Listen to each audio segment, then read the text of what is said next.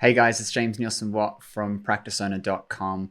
And in today's training, we're going to run through the client journey planner and why you need to understand more about your client and their journey with you, how you set up your treatment and care plans, and why communication is king if you're wanting people to understand what you're about, say yes to your care plans, and then ultimately be retained in them. Now, there is a guide that goes along with this, which I'll show you in a minute. And if you want to get a copy of that, there'll be a link somewhere here below, probably. What we're going to dive into is the client journey planner. Now, the whole point of this is to plan out the journey that your clients are taking with you. Because if you don't, then care becomes transactional. And when care is transactional, people only experience value based on how they measure it, not on sort of objective truth. And I'll give you an example. I've worked with thousands of clients with chronic pain, and when their pain starts to feel better, the pain of paying you becomes more uncomfortable than the pain of their life. And so as that balance starts to switch, they tend to, well, at least in my experience, when I wasn't doing this process, they tended to look to leave care and, give me a call when their pain's back. But in my opinion, that's why they have chronic pain in the first place, is because I've never seen any kind of treatment all the way through to fix the underlying problems. So the dilemma I had was, if I'm going to make long-term change for my clients, I have to get compliance to the recommendations. And to do that, I had to make a plan for them. I had to explain it, and I had to communicate the value of them following it through.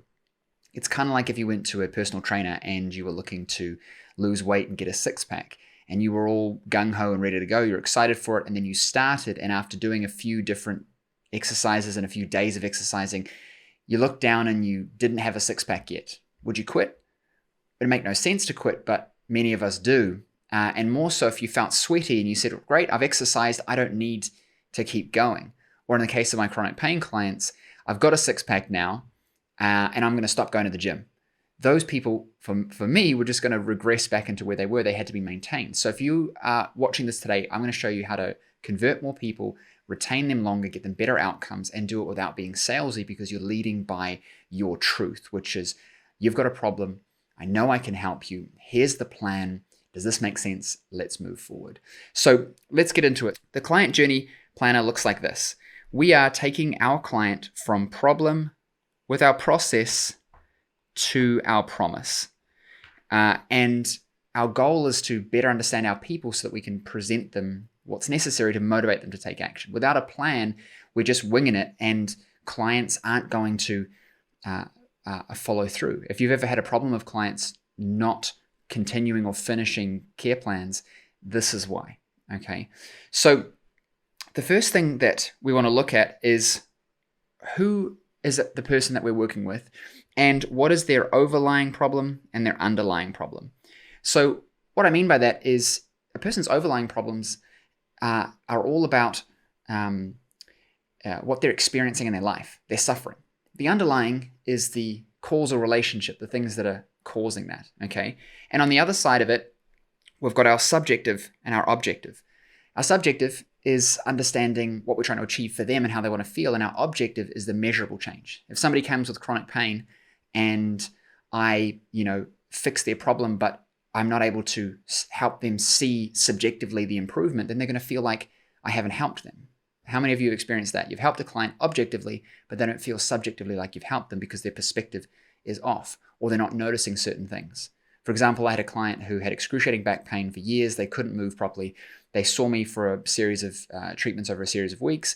They still had pain, but it was drastically lower, and now they could actually move their spine, but they were complaining that they weren't getting better. And when I asked them, I said, what are you feeling? They said, I got this pain in my back. And I said, bend down and touch your toes. And they went all the way down, they touched their toes. Meanwhile, when they first came in, they couldn't move at all. Yet the second time of doing the test, they're touching their toes, but they were fixated on the pain, not the functional improvement. So they just still felt pain and felt like they hadn't got better, because they can't remember that they had excruciating pain and couldn't touch their toes and hadn't done for years, because we just over time get used to our situation. So it's our job as the provider to be able to track, measure, and show people improvements that's beyond what they feel in themselves, because often that's not a good judgment of their actual situation, right? So once you have an understanding of these things, that's where they are and then where you're trying to get them to, both subjectively and objectively. Now we're going to dig into the steps that we have to take people through to get them those results.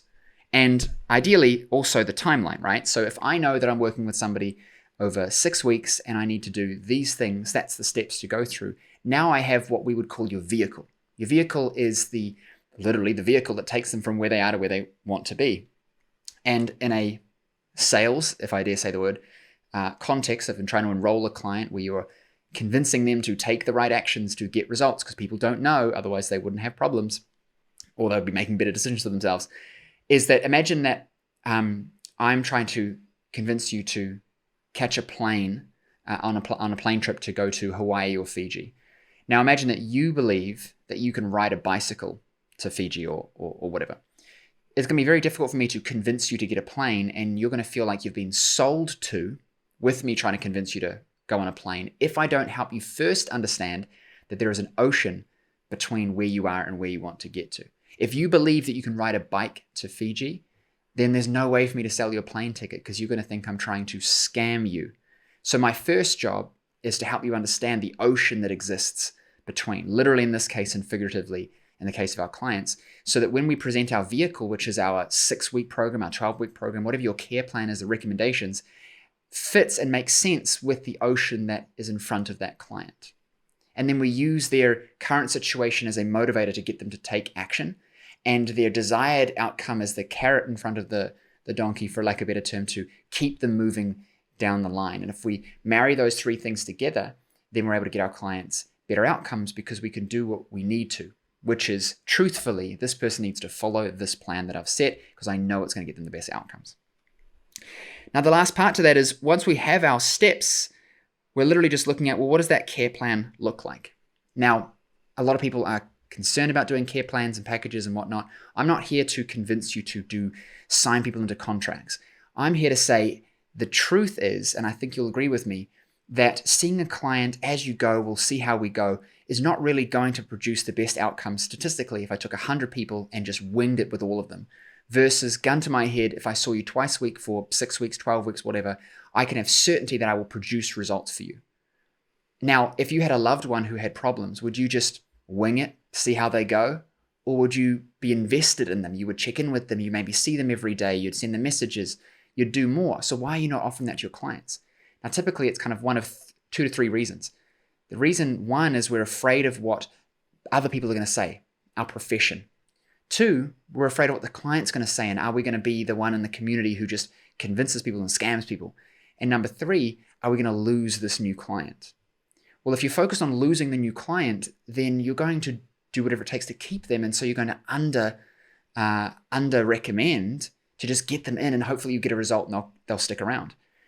But ironically, the more clear you are, the more truthful you are, the more authoritative you are, you're able to present the reality. Your surgeon doesn't say to you, let's just cut some of the tumor out, we'll see what happens. Surgeon says, I'm going to do these scans, I'm going to do this analysis, I'm going to tell you exactly what's going on, we're going to remove the whole tumor, it's going to cost this much money, blah, blah, blah. Why do they do it like that, but we do it differently in whatever profession that you're in healthcare? Because we have fears and we don't feel as authoritative with our position. But I think even just in your own head, you and I can agree that we know what we're doing. We believe that we're really good at it. Otherwise, we wouldn't be seeing clients, we'd be referring them to somebody else ethically, right? If I didn't think I was the best at getting results, why would I see a client? I would send them somewhere else. So to get the client to do it though, we have to have a clear plan, and that's what this is all about. So your care plan is merely just saying, I think that you need to be seeing me once, twice a week for a period of time. We will review your progress and make changes if necessary. But you're getting an acceptance that this is going to take some time to get a result. You're not just winging it with the client. Imagine you went to a personal trainer and said, I want to get a 6-pack, I want to look like Arnold, I want to lose all this weight, I want to get fit. And they said, yeah, let's just go to the gym, I don't know, once a week, we'll see how we go. You might feel nice at the start, you might think, well, this is cheap. But you're going to be pissed off when you don't get a result, or you're going to think that they're crap and go somewhere else. And now they've lost a client and you didn't get a result. Whereas if they said, look, it's going to probably take about 6 months. You're going to have to change your diet. You're going to have to change your habits. You're going to have to go to the gym 3 times a week. Are you willing to commit to that? And if you say yes, then they can hold you to that and they'll get you a result. Which is why, for example, at practiceowner.com in our academy program, we have a very high individual client success rate, meaning that the clients that we bring on board, which we're very picky about who we bring in, 90% of them will double their practice in the first 8 weeks, no matter what level they're at. And the reason that we can produce that is because we have a clear plan, a clear client journey. We know exactly what we need to do. We know who we're bringing in. We know the outcomes we're going after. Same thing in our practice. We had a very high success rate with chronic pain and anxiety and other problems we dealt with because of this process. All right. So the next part, once you've got your care plan in place, maybe you're doing, twice by 6 and then once by 6 or whatever, and you do a review in the middle. The next is value add-ons. So what can you add to your process to make it feel more valuable? I'll give you an example. If I'm buying a Ferrari, I don't want to have to pay money for the jacket, right? I just bought an expensive Ferrari.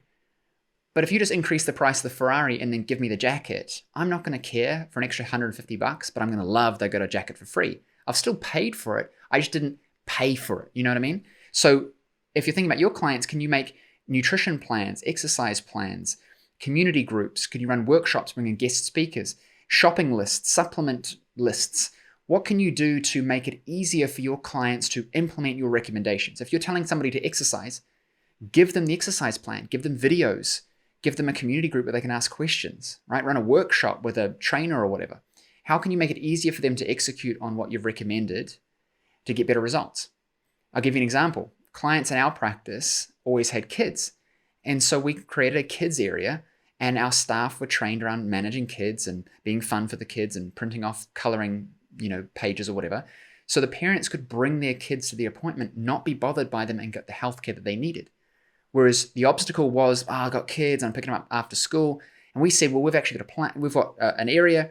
We can help this. You can be part of the plan. You can bring your kids in. They loved it because we made it easier for them to be able to get a result because we took away an obstacle.